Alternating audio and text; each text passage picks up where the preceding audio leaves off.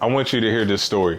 It's back in 2016. I'm having the weirdest, eerie feeling that I've ever had in my life. You know when you get that feeling deep down inside where you're just like something bad is about to happen? I'm just moving, throughout my day or whatever, and my uncle called me, which is my mom's brother. Just to give you context, he does not call me at all. It's love with him, but from like a distance. Me seeing him call me, you know what I'm saying, right when I sit down on my couch, I'm like, the fuck is he calling me for? So I pick up the phone and, hey, are you around anybody right now? And no, what's up? I don't know how to tell you this, but your grandmother just had a stroke. To give you context on me, I live in Portland, Oregon. I was raised out here, but I was born and raised as well in Tampa Bay, Florida. That's where I'm originally from. My mom's side is in Tampa Bay, Florida, and my dad's side is in Portland, Oregon, just to give you context. I'm all the way in Portland when he's telling me this, and I'm like, what? My mom was a single mom. She was never with my dad like that. I was raised with my grandparents. For him to call me, I'm like, holy shit. And at the time, I was working at Sherwin-Williams, and if you don't know what Sherwin-Williams is, that shit sucks dick. That shit sucks donkey dick paws. As I'm getting this news, I'm like, damn, I need to go back to Florida, but I got a day job still, and then I'm running my brand too, you know what I'm saying? I'm running my brand. I just got my first little office or whatever, but I'm still attached to this little 9 to 5. I had to call my boss. What is it? No. This is real shit right now. My grandmother just had a stroke. Well, you have to show up for the job. I was planning on buying a ticket going all the way back to Tampa, and that's like a 7-hour flight. And I don't know when I'm coming back. Well, either you're going to quit right now or you're showing up. So what do you think I did? I'm so sick of looking at these YouTube videos, guru after clothing brand guru, and they're giving me just conventional bullshit advice. Chris, what's wrong? I'm having a hard time. I'm trying to scale up my brand and nobody over here can help me. Well, I was on TikTok earlier and I came across this Prince Machiavelli dude. Really? Who is he? Yeah, I think if you just type in Chris Williams clothing brand on YouTube, his channel should pop up. Oh shit. Not just only that, he has a program that helps out a ton of people.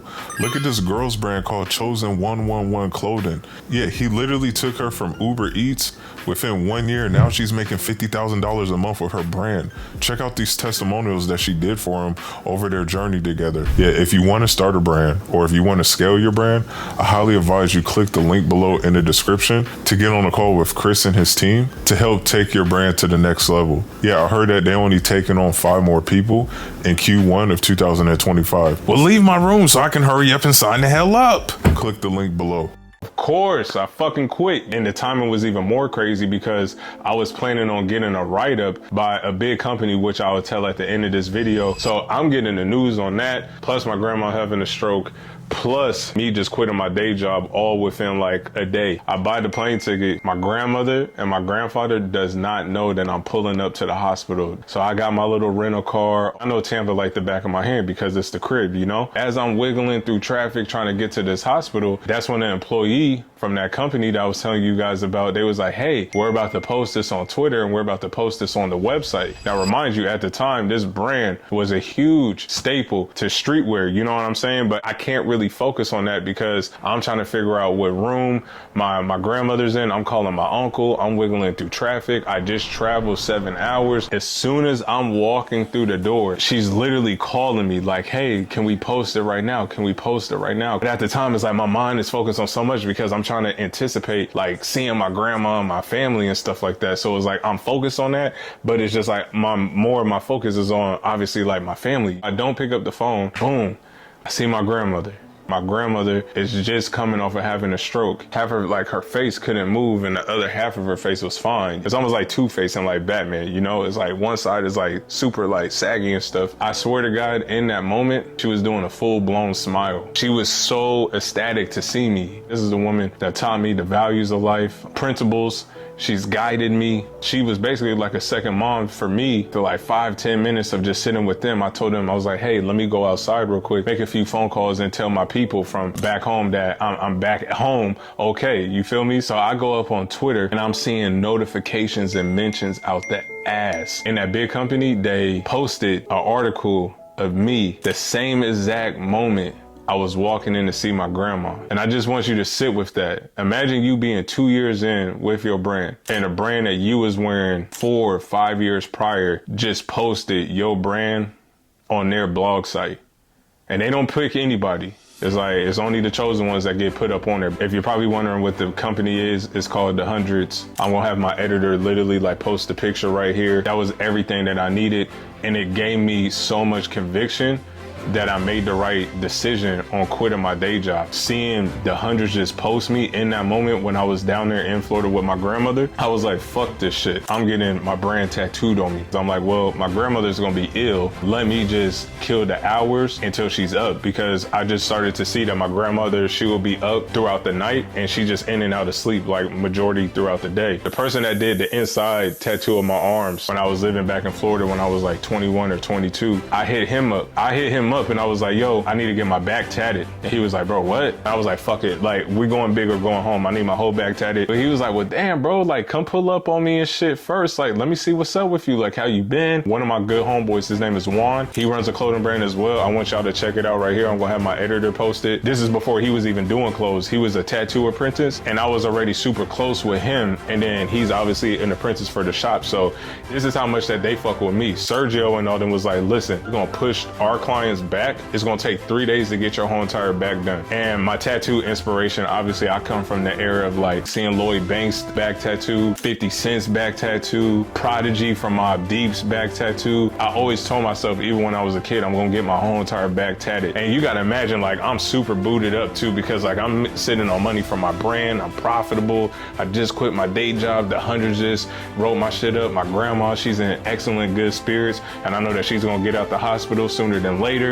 You know what I'm saying? It was like all these things were just giving me conviction, like I'm getting my whole entire back done today. The inspiration of my back tattoo came from Monte Ellis, who played in the NBA. He had like a bird in the middle, and he had all of the inspiration around the bird. So I wanted to make sure that I have a dove coming out of hands, because for me, the dove just represented like the ending, but a new beginning. This was like a new chapter that I was coming into with my brand. I'm like a year and a half, 2 years in.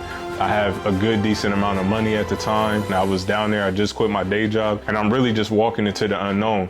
And all around my back, and I have my grandfather going up the pearly gates. I have an airplane, because obviously I traveled back and forth my whole entire life from Tampa Bay, Florida to Portland, Oregon.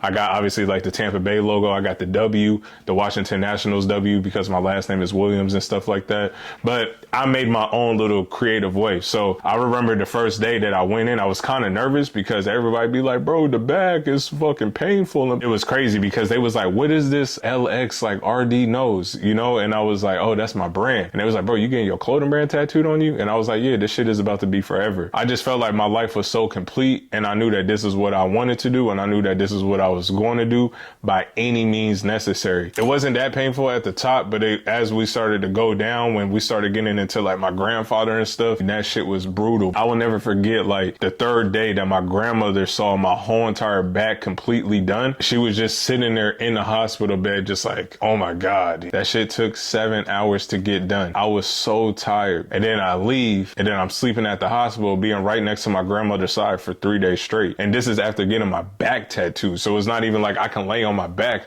Like I'm literally just like laying on my stomach on this hard ass prison type of bed that they had at the hospital for me. Like that shit was brutal. I remember my last day coming in there, you know what I'm saying, walking through her room, and she saw my whole entire back tattooed. She didn't understand my brand at all. And she asked the same exact thing that the tattoo artist asked. She's literally looking up at me, and she literally said, why did you get Lord knows but with the X? And my response is the response that I'm going to say now. Because this shit is forever.